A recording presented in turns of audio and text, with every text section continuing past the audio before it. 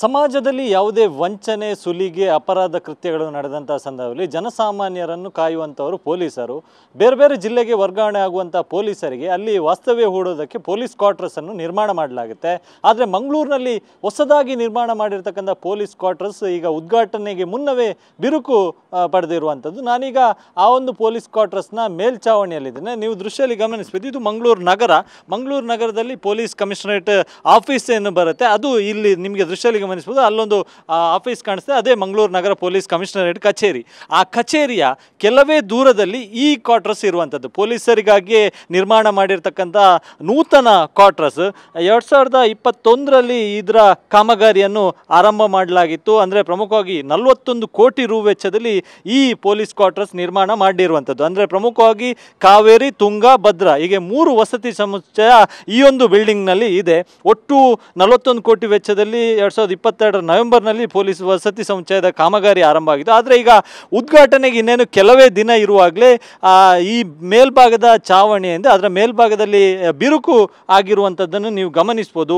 ಸುಮಾರು 160 ಕ್ವಾರ್ಟರ್ಸ್ ಇದೆ. ಅಂದರೆ ಪ್ರಮುಖ 3 ಏನು ವಿಭಾಗ ಇದೆ, ಇದರಲ್ಲಿ ಒಟ್ಟು 160 ಕ್ವಾರ್ಟರ್ಸ್ಗಳಿದೆ.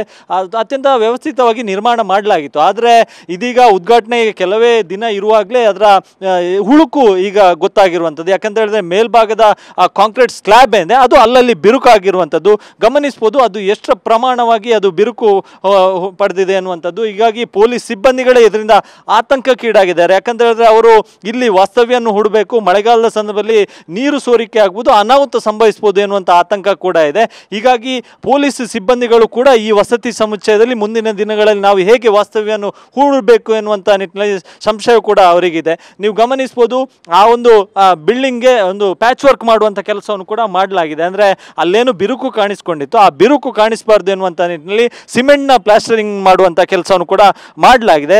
ಇನ್ನು ಈ ಸ್ಲ್ಯಾಬಲ್ಲಿ ಆಗಿರ್ತಕ್ಕಂಥ ಬಿರುಕು ಇವು ಕೂಡ ಪ್ಲಾಸ್ಟರಿಂಗ್ ಮಾಡುವಂಥ ಕೆಲಸವನ್ನು ಈಗಾಗಲೇ ಮಾಡಿದ್ದಾರೆ. ಪ್ರಮುಖವಾಗಿ ಈ ಒಂದು ಕಟ್ಟಡದ ಏನು ನಿರ್ವಹಣೆ ಮಾಡಿರ್ತಕ್ಕಂಥ ಮತ್ತು ನಿರ್ಮಿಸಿರ್ತಕ್ಕಂಥ ಏನು ಗುತ್ತಿಗೆದಾರರೆಂದರೆ ಅವರು ಈ ಒಂದು ಕಟ್ಟಡದ ಗುಣಮಟ್ಟತೆಯನ್ನು ಕಾಯ್ದುಕೊಳ್ಳುವಲ್ಲಿ ವಿಫಲರಾಗಿದ್ದಾರೆ ಎನ್ನುವಂಥದ್ದು ಮೇಲ್ನೋಟಕ್ಕೆ ಇಲ್ಲಿ ಗೊತ್ತಾಗ್ತದೆ. ಹೀಗಾಗಿ ಈ ಒಂದು ಕಟ್ಟಡ ನಿರ್ಮಾಣ ಮಾಡಿದಂಥವ್ರು ಯಾರು ಗುತ್ತಿಗೆದಾರರಿದ್ದಾರೆ ಅವರ ವಿರುದ್ಧ ಕ್ರಮ ಆಗಬೇಕು ಎನ್ನುವಂಥ ಒತ್ತಾಯವನ್ನು ಕೂಡ ಪೊಲೀಸ್ ಸಿಬ್ಬಂದಿಗಳು ಮಾಡ್ತಾ ಇದ್ದಾರೆ. ಆದರೆ ಅವರಿಗೆ ಮುಂದೆ ಬಂದು ಮಾತನಾಡೋಕ್ಕೆ ಸಾಧ್ಯ ಆಗ್ತಿಲ್ಲ. ಯಾಕಂದರೆ ಹೇಳಿದರೆ ಮೇಲ್ಮಟ್ಟದ ಅಧಿಕಾರಿಗಳಿರ್ತಾರೆ. ಹೀಗಾಗಿ ಎಲ್ಲಿ ಮಾತನಾಡಿದರೆ ತಮ್ಮ ಕೆಲಸಕ್ಕೆ ತೊಂದರೆ ಆಗ್ಬೋದು ಎನ್ನುವಂಥ ನಿಟ್ಟಿನಲ್ಲಿ ಅವರಿಗೂ ಕೂಡ ಆತಂಕ ಇದೆ.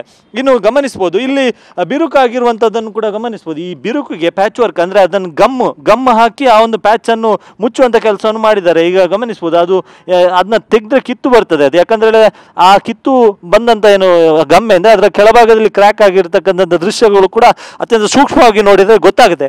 ಇದೇ ರೀತಿಯಾಗಿ ಕಂಪ್ಲೀಟ್ ಆಗಿ ಪೂರ್ತಿ 3 ಬ್ಲಾಕ್ ಏನಿದೆ, ಈ ಬ್ಲಾಕ್ನ 3 ಭಾಗದ ಮೇಲ್ಭಾಗದ ಅಂತಿಮ ಮೇಲ್ಛಾವಣಿ ಇದೆ, ಇದು ಸಂಪೂರ್ಣವಾಗಿ ಕ್ರ್ಯಾಕ್ ಆಗಿರುವಂಥದ್ದು. ಇನ್ನು ಗಮನಿಸ್ಬೋದು, ಇಲ್ಲೊಂದು ಫೈರ್ ಟ್ಯಾಂಕ್ ಇದೆ. ಅಂದರೆ ಈ ಒಂದು ಕಟ್ಟಡದಲ್ಲಿ ಯಾವುದೇ ರೀತಿಯಿಂದ ಅಗ್ನಿ ಅವಘಡಗಳಾದಂಥ ಸಂದರ್ಭದಲ್ಲಿ ಅದನ್ನು ನಿಯಂತ್ರಣಕ್ಕೆ ತರೋದಕ್ಕೆ ಒಂದು ನೀರಿನ ವ್ಯವಸ್ಥೆಯನ್ನು ಇಲ್ಲಿ ಮಾಡಿರ್ತಾರೆ. ಅದಕ್ಕಾಗಿ ಒಂದು ಟ್ಯಾಂಕನ್ನು ನಿರ್ಮಾಣ ಮಾಡಿದ್ದಾರೆ. ಆದರೆ ಆ ಟ್ಯಾಂಕಿಗೆ ಮಾಡಿರ್ತಕ್ಕಂಥ ಏನು ಪಿಲ್ಲರ್ ಏನಿದೆ ಆ ಪಿಲ್ಲರ್ನ ಕೆಳಭಾಗದಲ್ಲಿ ಕ್ರ್ಯಾಕ್ ಆಗಿರುವಂಥದ್ದನ್ನು ಕೂಡ ಗಮನಿಸ್ಬೋದು. ಅದಕ್ಕೂ ಕೂಡ ಒಂದಿಷ್ಟು ಪ್ಯಾಚ್ ವರ್ಕನ್ನು ಮಾಡುವಂಥ ಕೆಲಸವನ್ನು ಮಾಡಿದ್ದಾರೆ. ಆದರೂ ಕೂಡ ಅದು ಕ್ರ್ಯಾಕ್ ಇನ್ನಷ್ಟು ಹೆಚ್ಚಾಗ್ತಾ ಹೋಗಿದೆ. ಹೀಗಾಗಿ ಈ ಎಲ್ಲಾದರೂ ಪಿಲ್ಲರ್ ಏನಾದರೂ ಕುಸಿದು ಬಿಟ್ಟರೆ ಅದರಲ್ಲಿ ಸ್ಟೋರ್ ಮಾಡಿರ್ತಕ್ಕಂಥ ನೀರು ಕೂಡ ಕೆಳಗೆ ಬಂದು ಸಂಪೂರ್ಣವಾಗಿ ಅವಘಡ ಸಂಭವಿಸುವಂಥ ಸಾಧ್ಯತೆ ಕೂಡ ಇದೆ. ಇದು ಮೇಲ್ಭಾಗದ ಸದ್ಯ ನಾನು ನಿಮಗೆ ತೋರಿಸಿರುವಂಥ ದೃಶ್ಯ. ಇದೇ ರೀತಿಯಾಗಿ ಪೂರ್ತಿ ಕಟ್ಟಡದ ಮೇಲ್ಭಾಗದಲ್ಲಿ ಅದರ ಅಂಚಲ್ಲಿ ಹಾಕಿರ್ತಕ್ಕಂಥ ತಡೆಗೋಡೆ ಇರ್ಬೋದು ಎಲ್ಲವೂ ಕೂಡ ಕ್ರ್ಯಾಕ್ ಆಗಿದೆ. ಹೀಗಾಗಿ ಯಾಕೆ ಹೀಗಾಯಿತು ಅಂದರೆ ಪ್ರಮುಖವಾಗಿ ಈ ಪೊಲೀಸ್ ಕ್ವಾರ್ಟರ್ಸ್ಗಳನ್ನೆಲ್ಲ ನಿರ್ಮಾಣ ಮಾಡುವಂಥದ್ದೇನು ಅವ್ರದ್ದೇ ಆದಂಥ ಹೌಸಿಂಗ್ ಬೋರ್ಡ್ ಏನಿದೆ ಅವರು ನಿರ್ಮಾಣ ಮಾಡ್ತಾರೆ. ಸರ್ಕಾರವು ಕೂಡ ಅದಕ್ಕಾಗಿ ಒಂದಿಷ್ಟು ಅಧಿಕಾರಿಗಳನ್ನು ಕೂಡ ನೇಮಕ ಮಾಡಿರ್ತಾರೆ. ಅವರು ಮಾನಿಟರಿಂಗ್ ಮಾಡಬೇಕಾಗುತ್ತೆ. ಯಾಕಾಗಿ ಈ ರೀತಿ ಆಯಿತು ಎನ್ನುವಂಥದ್ದು ಇನ್ನೂ ಕೂಡ ಗೊತ್ತಿಲ್ಲ.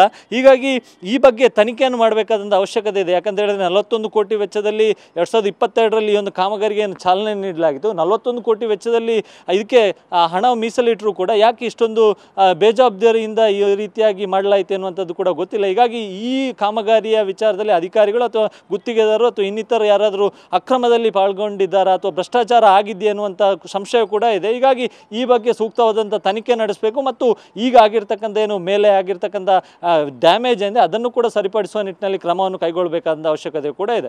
ಕ್ಯಾಮ್ರಾ ಪರ್ಸನ್ ಇಲ್ಫೇಜ್ ಜೊತೆ ಅಶೋಕ್, TV9 ಮಂಗಳೂರು.